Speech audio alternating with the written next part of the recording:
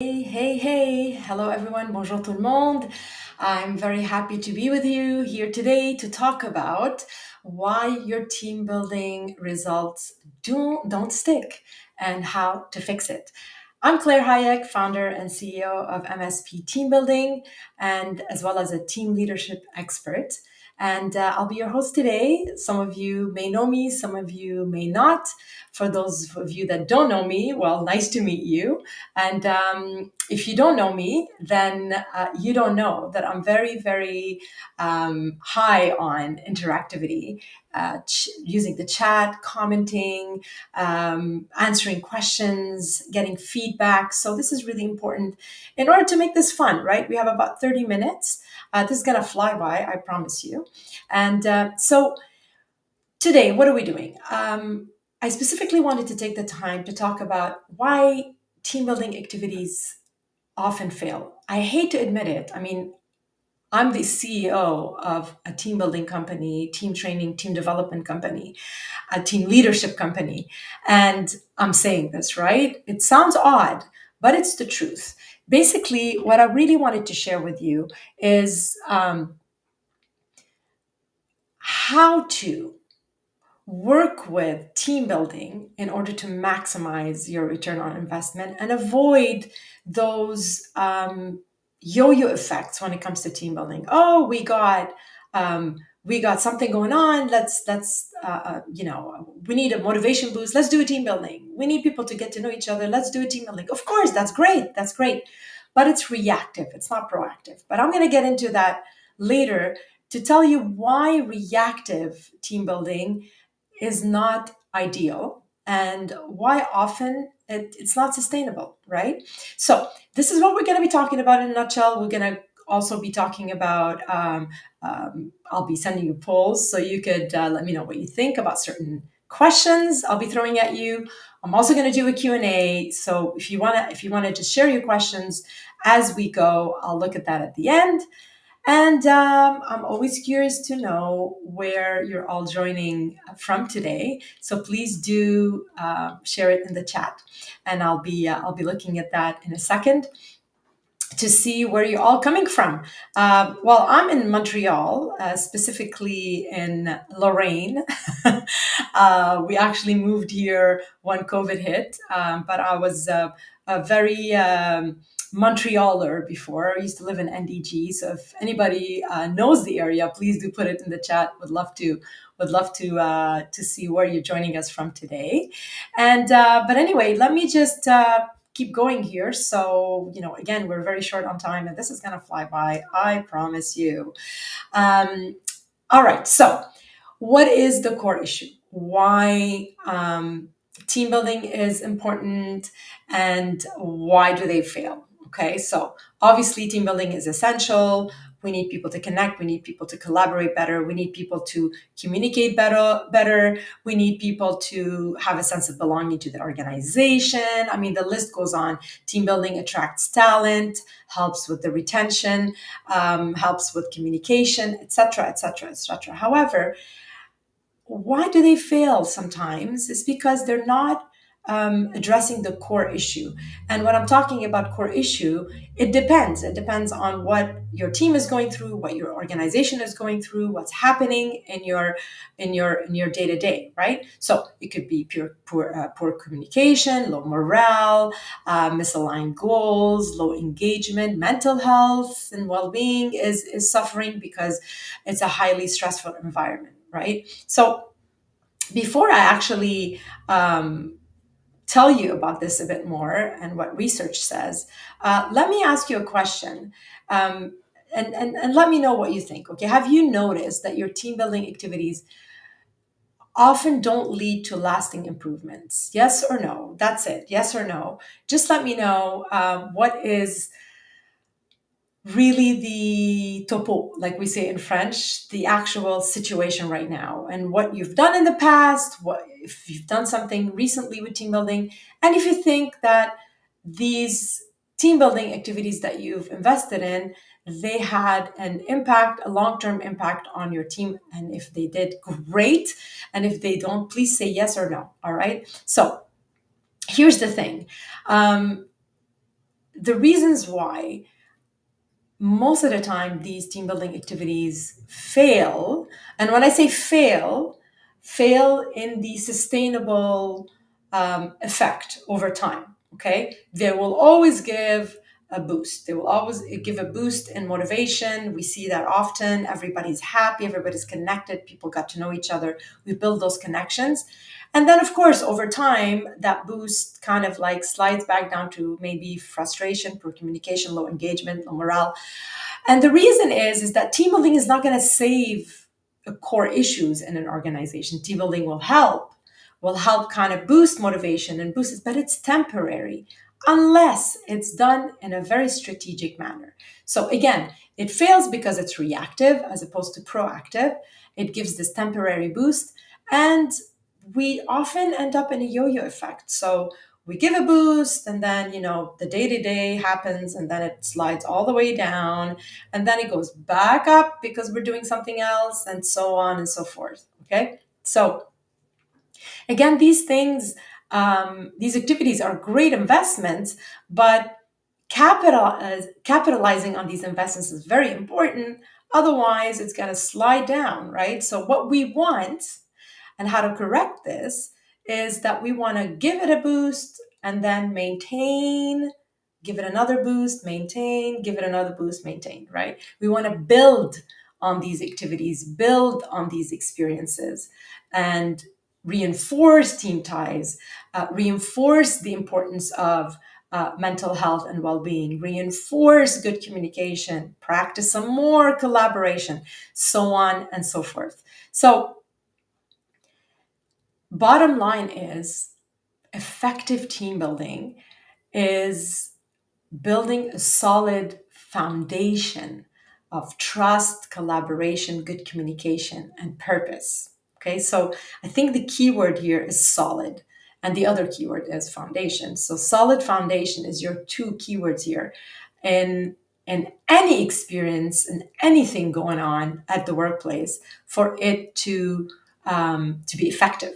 Okay, so I'm going to share with you some research on the subject. Actually, this is from Harvard Business Review. It actually proves, and they did a whole study on um, this issue, on basically building those strong foundations.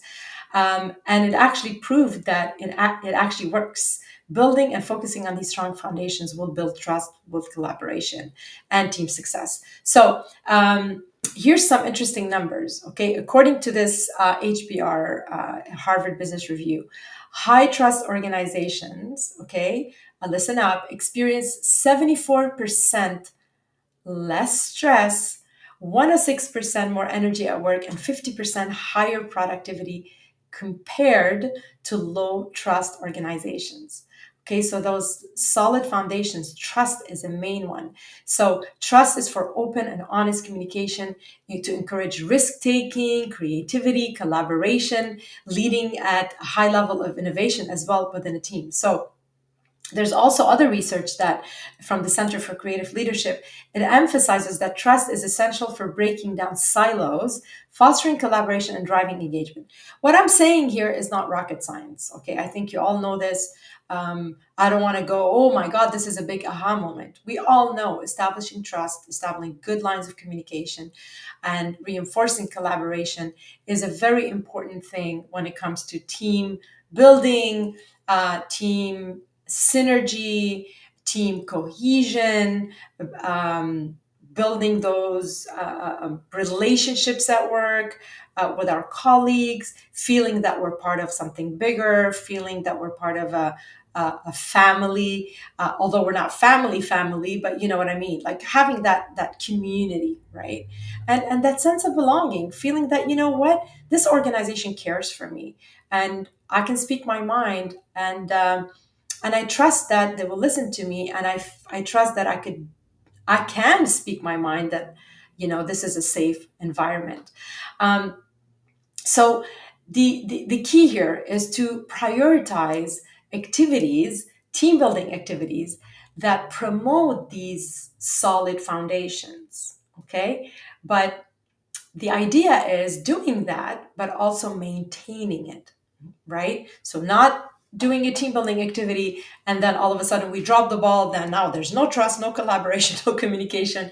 It's all in the sustainable initiatives and in the sustainable the consistency of the message, basically, of the organization and the culture. So prioritize these activities that build the trust, that build its communication, that promote collaboration and open dialogue.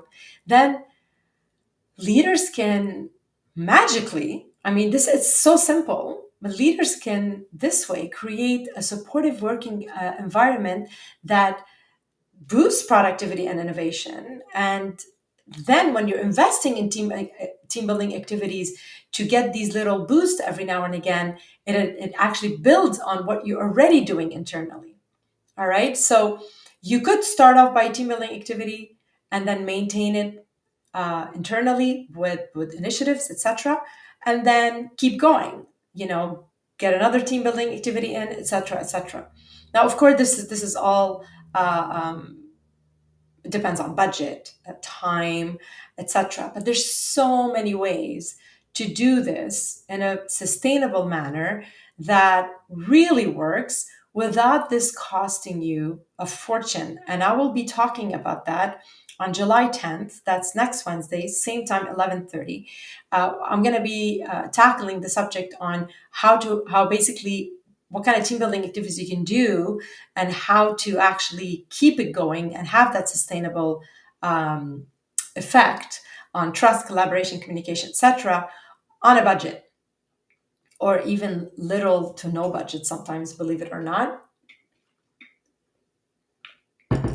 All right, so let me just check the comments here.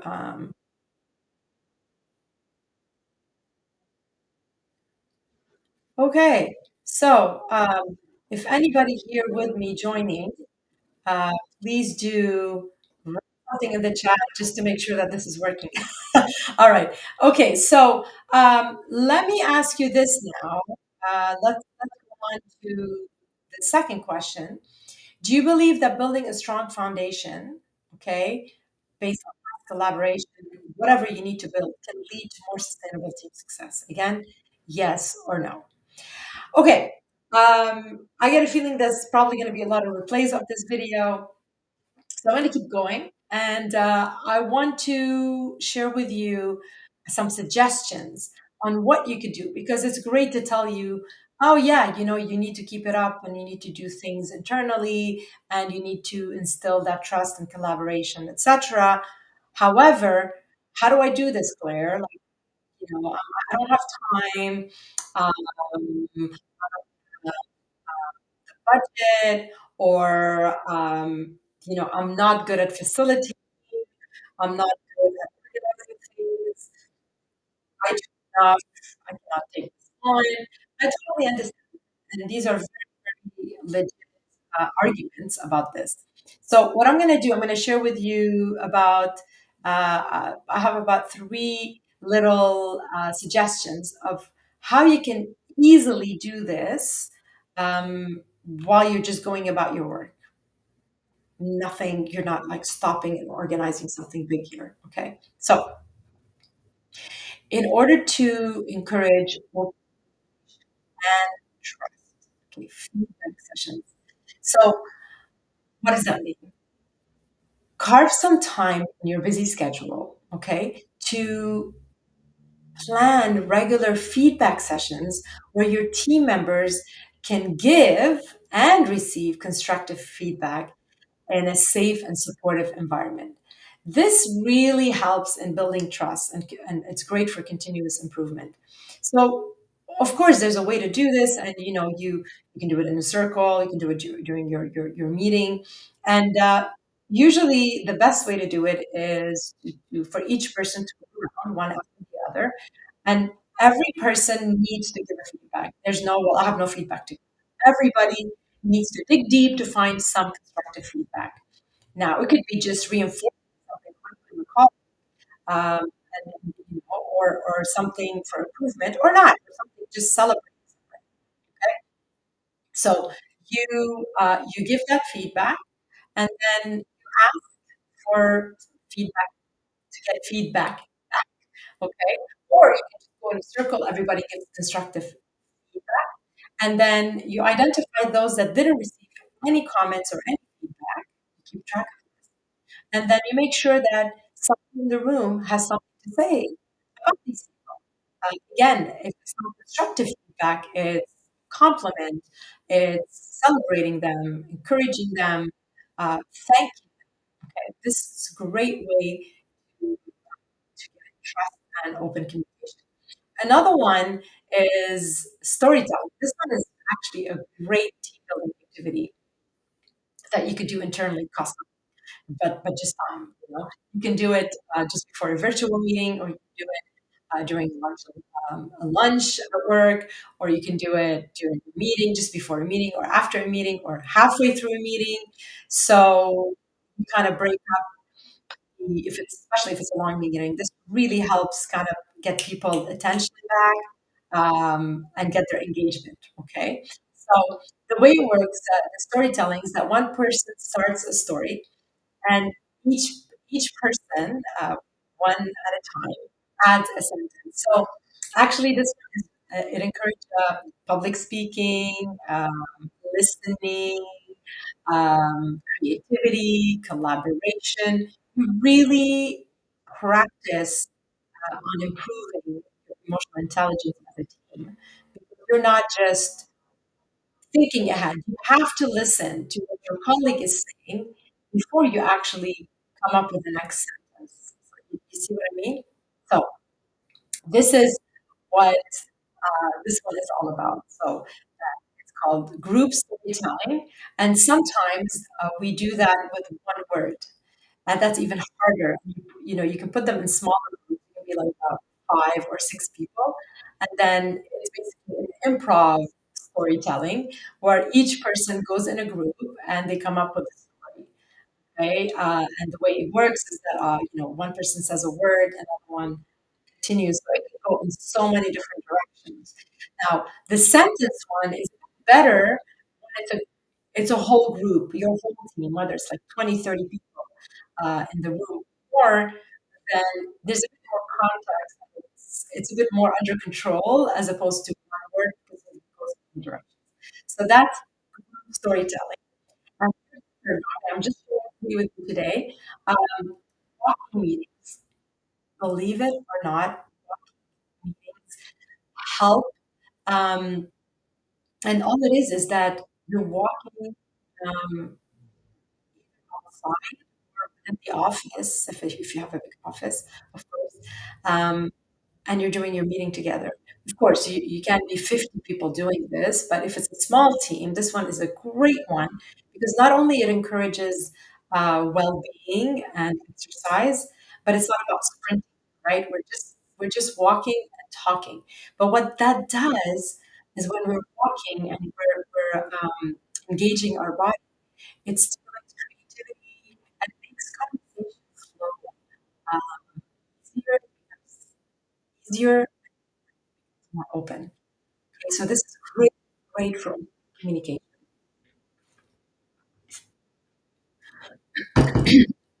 meetings. Now, how many of you have heard of these activities here?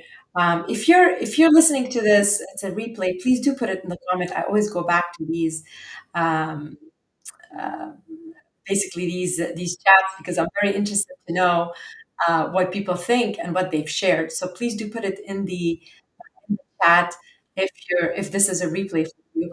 I do realize that conducting LinkedIn Lives in July and August might not get a lot of attendance, but my philosophy with that is that even if you're not here, and if I can provide and add value to you and your team, and you can rely on Claire, you can go on my LinkedIn anytime and look at the replays of all the subjects, all the events that the lives that I've addressed, then you can go back to these and get a tip or two to help you. Okay, so the idea is to provide to serve you guys, to serve you all, serve you in the best way possible, your team work better? How do you manage your team better? Okay. So this is the key of this. And of course, when you are here, this is a bonus because, I mean, it's so much more fun when it's interactive, right? So, all right. About that. Geez, I have like 10 minutes left. So, what can we do, okay, in order to um, basically have a sustainable effect on team building effective, and have a sustainable transformation, okay? The idea, okay, here is first to look at what are your each team is different. It's not the same. Okay, some teams have probably um, lack communication problem, although a lot have communication problems from what we've studied, what we've seen so far. But that's not a bad thing. It's just like it's human nature, right? Sometimes we have very thorough in our communication. Sometimes we have trouble because we lack soft skills, or we're not comfortable, or it all has to do with who we are, our past, present, and where we're heading, focus, our brain, how it's communicating with our body. Neuroscience has a lot to do with that. But the point is, depends on each team what your core issue is right now at this point. And actually, speaking of which, let me throw another question here. Um, which core issue do you think is most prevalent in your team? Um, I put in some examples here: poor communication, low morale, low engagement, mental health and well-being, maybe collaboration. And again, it all depends on each team. But the idea is, the way to start with this is to first assess what is going on. Okay? What do you need to focus on? Okay? So you list those out. And then you build this strategy around need in order to create that effective team. And again, those the yo-yo effect is that when you do it that is great, great for a moment, and then it slowly slides. That just is not sustainable because it's a matter of time before we. The idea of building strategy is that when you do the team building, you spend a lot of money, you have a budget. This is great. This is working. People like each other. People are talking. They're connecting with each other. Then what happens is don't let it drop. Don't let it drop. You don't. Uh, do a team building activity 3 4 months, 6 months. Use a little initiative, a couple of months later, or do a walking, do a feedback session, or you do a little lunch out. That's a lesson learned. You just keep the team together, keep going, right. So that what that does, it either maintains the morale, maybe dip a bit, but it maintains it as much. Then we want to give it another boost, right? So, and this is how we build. Again, this is how we with the yo-yo effect. So the idea here is first to identify what is your core issue or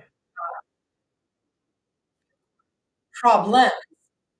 Typically, what we're very honest with you is poor communication, morale, engagement, and uh, uh, highly stressful, lot of deadlines, no time, feeling okay. So when we look at that, usually what we do, okay, we'll work with our clients and okay, here's what's going on. And then you align it with what's happening throughout the year at the company. So this, I can't believe I put my hands on that. All right.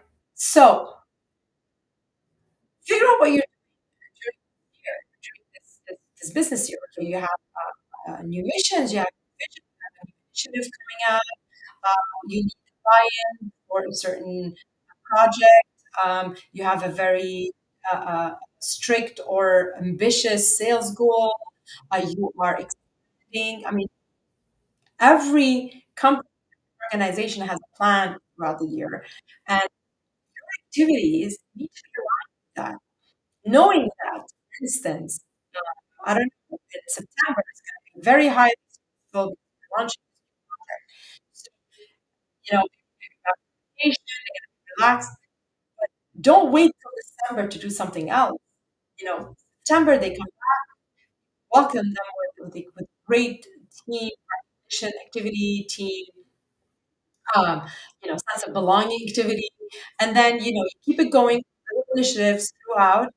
When you know that it's a very high stressful moment, you bring in some conferences, you do conferences on well-being, or you do quick virtual 15, 20 minutes wellness breaks. I mean, the list goes on, right? I don't have time to go into detail, but just to give you an idea how it works. Okay. And then we're good to go. So what we're doing, we're maintaining. You need to listen. You need to be aware of what's happening, what the environment around you is going on. As a leader, you really need to be proactive of that, especially the HR people that are, people in culture. You really need to be in tune with them. And then you inject these activities throughout so you don't drop the ball. So when you do end up doing your December Christmas party, your holidays party, now we're here and we're going there. So you're consistently leveraging every single investment that you're doing in your people, whether it's training, whether it's an activity, whether it's an activity that boosts communication, collaboration, or mental health. Okay, so again, so uh, have your strategy uh, lined out, two, three strategies. I'm going to do these for open dialogue because I have to improve communication. uh, regular check-ins and feedback sessions.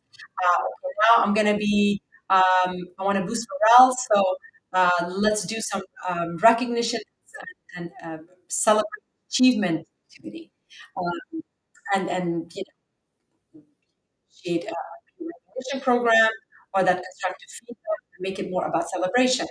Um, we want to align people and so they're more collaborative to align with our goal setting for the year. So focus on team workshops that do just that, that get people to collaborate in a fun, transformational experience that has a high impact, that gets the emotion in, that sticks with people. Again, the body talks to the mind, and and the mind talks to the body. So stressful situations, it goes both ways, and it will affect mental health, and then the morale and everything just goes downhill after that. So creating those positive experiences that you can feel in your body, that you can feel and experience, they have to be highly impactful. They can't be just meh experiences. Those give that big boost. But then what you're doing is keeping up the morale. They don't have to be highly impactful every week, but they build on that essence and they build on that morale and they build on that connection between people. That goes a long way. So it's all about, again, the sustainable approach to team building as opposed to reactive team building. Because we have a budget, what do we do this year? We did this last year, let's do something else. Team building. I often say we don't team build, we build teams. In order to build your team and build that resilience, that communication, that collaboration, that morale, that engagement, that sense of belonging, and so on and so on and so on. It is consistent work. It's non-stop, but it doesn't have to be big. It can be very, very small, small initiatives, big initiatives, and small little initiatives. It needs to be embedded in the team culture and in your organizational culture. Okay, you don't do that. Do something big and then do the or drop the ball on it 2 weeks later. So it's all about consistency. It's all about strategy, and it's all about building the solid foundation. I will be sharing in the comments the study by Harvard Business Review about those solid foundations and that. And before I leave you, I want to share here the QR code for the next event that I mentioned um, earlier on is how to maximize tea productivity on a budget. basically, I give you a couple of tips this time, but I'm going to go deeper into how to, what kind of activities you can do with little to no budget, and how you can help your team become more productive. So this is July 10th, same time, 11:30 EST, 30 EST. It's on Wednesday. And I will also share the link in the comments, post activity, post conference, so you can register. Please RSVP. And please do show up. I'd love to see, hear you, and chat with you. And I wish you a great rest of the day. And we'll see you next week, hopefully. All right. Take care.